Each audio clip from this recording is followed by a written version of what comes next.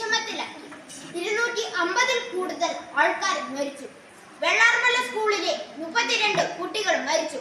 അപ്പോൾ ഞങ്ങൾ ചിന്തിച്ചു, ഉരുൾപൊട്ടൽ മുൻകൂട്ടി തിരിച്ചറിഞ്ഞ് ആ സ്ഥലത്ത് നിന്ന് മാറിയാൽ ദുരന്തം ഒഴിവാക്കാൻ കഴിയുമല്ലോ.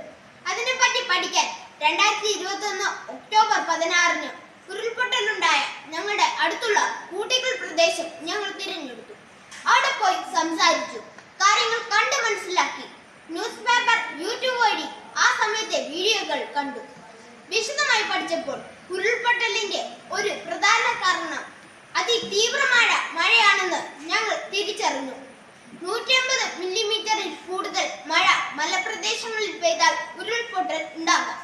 ഇങ്ങനെ ഉണ്ടാകുന്ന ഉരുൾപൊട്ടൽ മുൻകൂട്ടി തിരിച്ചറിഞ്ഞ് രക്ഷപ്പെടാൻ വല്ല വഴിയുമുണ്ടോ? ഞങ്ങൾ തന്നെ ഒരു സംവിധാനം ഉണ്ടാക്കാൻ തീരുമാനിച്ചു.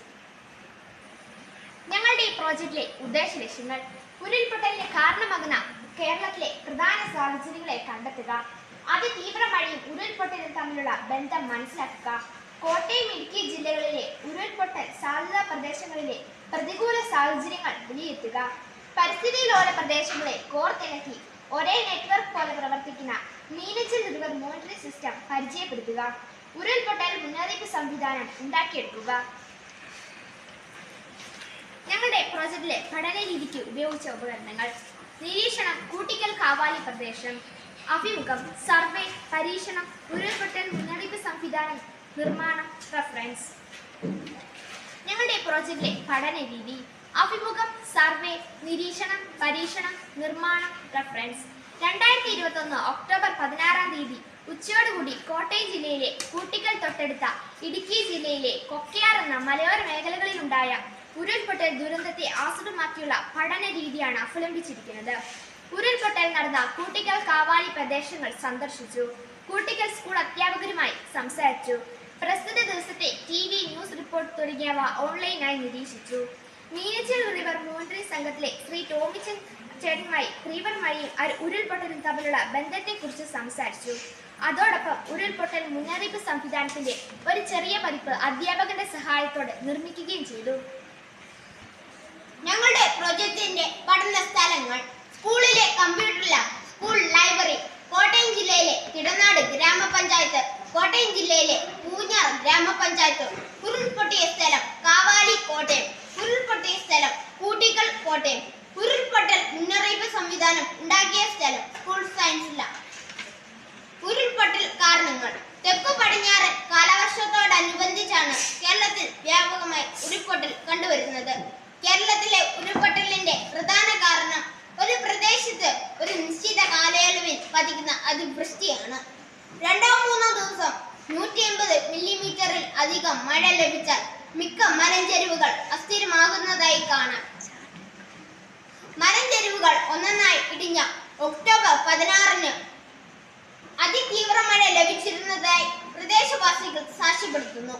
ഏന്തയാറിൽ ദുരന്ത ദിവസം രാവിലെ 8 മുതൽ 11 വരെ ലഭിച്ച മഴ 110 മില്ലിമീറ്ററും ഉച്ചയ്ക്ക് ശേഷം 70 മില്ലിമീറ്ററും എന്നാണ് സ്വന്തം വീട്ടിൽ മഴ അളക്കാനുള്ള സംവിധാനം സ്ഥാപിച്ചിട്ടുള്ള ശ്രീ മാത്യു ജേക്കബ് ഇല്ലിക്കമുറി റിട്ടയർഡ് AEO പറഞ്ഞത്.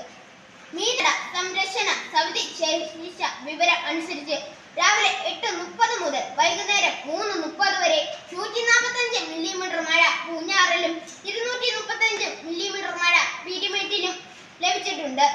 കോട്ടയം ഹൈഡ്രോളജി സബ് ഡിവിഷനിൽ കാഞ്ഞിരപ്പള്ളി, തീക്കോയി, മുണ്ടക്കയം, ഇരാറ്റുപേട്ട എന്നീ റെയിൻ ഗേജ് സ്റ്റേഷനുകളിൽ ഒക്ടോബർ 12 മുതൽ 17 വരെ ലഭിച്ച മഴയുടെ അളവ് ചുവടെ ചേർത്തിരിക്കുന്നു. കോട്ടയം ജില്ലയിൽ 4 പ്രദേശങ്ങളിൽ ലഭിച്ച മഴ മില്ലിമീറ്ററിൽ: ഒക്ടോബർ 12 മുതൽ 17 വരെ. ഒക്ടോബർ 12 ഇരാറ്റുപേട്ടയിൽ 88 മില്ലിമീറ്ററും 17 150 മില്ലിമീറ്ററും. തീക്കോയി 12 9.3 മില്ലിമീറ്ററും 17 205 മില്ലിമീറ്ററും. മുണ്ടക്കയം 12 94.2 മില്ലിമീറ്ററും 17 347 മില്ലിമീറ്ററും എന്നാണ് മഴയുടെ ചുവടെ ചേർത്തിരിക്കുന്ന അളവ്. ഉരുൾപൊട്ടൽ മുന്നറിയിപ്പ് സംവിധാനം: ഉരുൾപൊട്ടൽ സാധ്യതാ മാപ്പ് പ്രകാരം ഹസാർഡ് സോണിലെ ഒരു ഉയരം കൂടിയ മല തിരഞ്ഞെടുക്കുക. മലയുടെ മുകളിൽ ഒരു വലിയ മഴഭാഗം സ്ഥാപിക്കുക. മഴമാപിനിയുടെ കൂടെ ഓരോ പ്രദേശത്തിന്റെ ഉരുൾപൊട്ടൽ ഉണ്ടാവാൻ സാധ്യതയുള്ള മഴയുടെ അളവ് പ്രകാരം ഒരു വാട്ടർ ലെവൽ ഇൻഡിക്കേറ്റർ അലാറം ഘടിപ്പിക്കുക. സാധാരണ വാട്ടർ ടാങ്കിൽ ഉപയോഗിക്കുന്നതാണ് ഈ വാട്ടർ ലെവൽ ഇൻഡിക്കേറ്റർ അലാറം. അതായത് അപകട അവസ്ഥയ്ക്ക് മുകളിൽ മഴ പെയ്താൽ അലാറം അടിക്കും. ഈ അലാറത്തിന്റെ കൂടെ ഉയരത്തിൽ ഒരു റെഡ് ലൈറ്റ് സിഗ്നൽ കൂടി ഘടിപ്പിക്കാവുന്നതാണ്. മഴമാപിനിയുടെ അടിയിൽ ഒരു ശിശിരം കൂടി ഇടണം. അതായത് സാധാരണ മഴയാണ് പെയ്യുന്നതെങ്കിൽ മഴമാപിനിയിലേക്ക് വീഴുന്ന വെള്ളത്തിന്റെ അളവ് പുറത്തേക്ക് പോകുന്നതാണ്. ഇനി അതിതീവ്ര മഴയാണ് പെയ്യുന്നതെങ്കിൽ മഴമാപിനിയിൽ നിന്ന് മണ്ണിലേക്ക് പോകുന്നതിനേക്കാൾ കൂടുതലും മഴമാപിനിയിൽ ആ വെള്ളം തങ്ങി നിൽക്കുകയും സർക്യൂട്ട് പൂർത്തിയാവുകയും അലാറം അടിക്കുകയും റെഡ് ലൈറ്റ് സിഗ്നൽ കത്തുകയും ചെയ്യും. അങ്ങനെ മഴയുടെ താഴ്വരയിൽ താമസിക്കുന്ന ആൾക്കാർക്ക് അപകടാവസ്ഥ മനസ്സിലാക്കി സുരക്ഷിത സ്ഥാനത്തേക്ക് മാറുവാൻ കഴിയും. നിഗമനം: ഒക്ടോബർ 12 മുതൽ 15 വരെ 100 മില്ലിമീറ്ററിലധികം മഴ ലഭിച്ചതിനാൽ മേൽമണ്ണും തൊട്ടു താഴെയുള്ള വെട്ടുകല്ലും ക്ഷയിച്ച പാറകളും അടങ്ങിയ മേഖല കുതിർന്ന നിലയിലായിരുന്നു. തുടർന്ന് ഒക്ടോബർ 16 ലഭിച്ച അതിതീവ്ര മഴയാണ് ദുരന്തമുണ്ടാകാനുള്ള പ്രേരണാ ഘടകം. പ്രാഥമിക ദ്വിതീയ ശ്രേണിയിലുള്ള നീർച്ചാലുകളുമായി ബന്ധപ്പെട്ടാണ് എല്ലാ ഉരുൾപൊട്ടലും നടന്നിട്ടുള്ളത്. മഴക്കാലത്ത് മാത്രം പ്രത്യക്ഷപ്പെടുന്നവയാണ് ഈ നീർച്ചാലുകൾ. ഉരുൾപൊട്ടൽ പോലെയുള്ള പ്രകൃതി ദുരന്തങ്ങൾ പ്രവചിക്കുക അസാധ്യമാണ്. എന്നാൽ ഉരുൾപൊട്ടൽ സാധ്യതയുള്ള മേഖല ശാസ്ത്രീയമായ രീതിയിൽ ഉപയോഗിച്ച് കണ്ടെത്തുകയും മുൻകരുതലുകൾ എടുക്കുകയും ചെയ്താൽ ആഘാതത്തിന്റെ തീവ്രത കുറയ്ക്കാൻ സാധിക്കും. തദ്ദേശവാസികൾ ശാസ്ത്ര സമൂഹം മുന്നോട്ട് വയ്ക്കുന്ന കരുതലുകൾ നിസ്സാരമായാണ് പലപ്പോഴും നോക്കിക്കാണുന്നത്. നിർദ്ദേശങ്ങളെ ജാഗ്രതയോടുകൂടി സമീപിക്കാൻ ജനങ്ങളെ ബോധവൽക്കരിക്കണം.